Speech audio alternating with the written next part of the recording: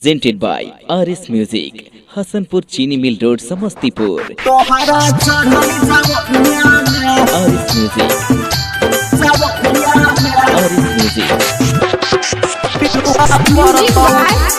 DJ Umesh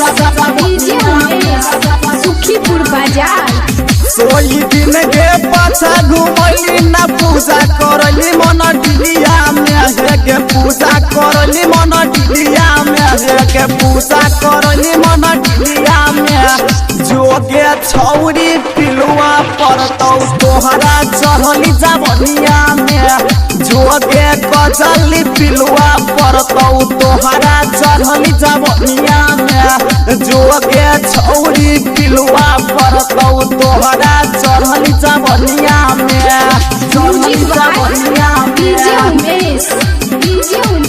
पिलुआ परतौ सुखीपुर बाजार।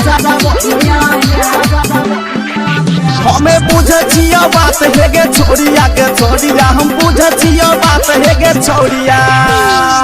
खादा के सालेंसर के घुसली घरे भितरिया में है गे घुसली घरे भितरिया में है गे घुसली घरे भितरिया में जोगे छौरी पिलुआ परतौ तोहरा चढ़ली जावनिया में जोगे पूजा पिलुआ परतौ तोहरा चढ़ली जावनिया में जोगे नितुआ पिलुआ परतौ तोहरा चढ़ली जावनिया में चढ़ली जावनिया डीजे उमेश पिलुआ परतौ सुखीपुर बाजार।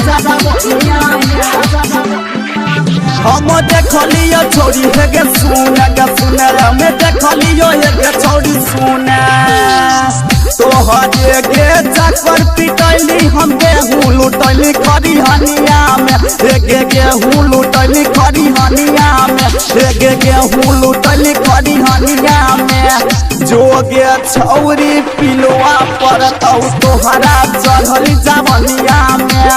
जोगे बजली पिलुआ परतौ तोहरा चढ़ली जावनिया में जोगे पूजावा पिलुआ परतौ तोहरा चढ़ली जावनिया में चढ़ली जावनिया डीजे उमेश पिलुआ परतौ सुखीपुर बाजार। काहे कइली गए संछौरी कइली गे मोरा हदिलावा छौरी दुखलही डीजे वाला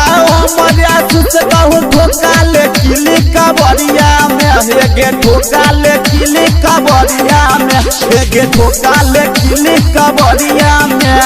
जोगे छौरी पिलुआ परतौ तोहरा चढ़ली जावनिया में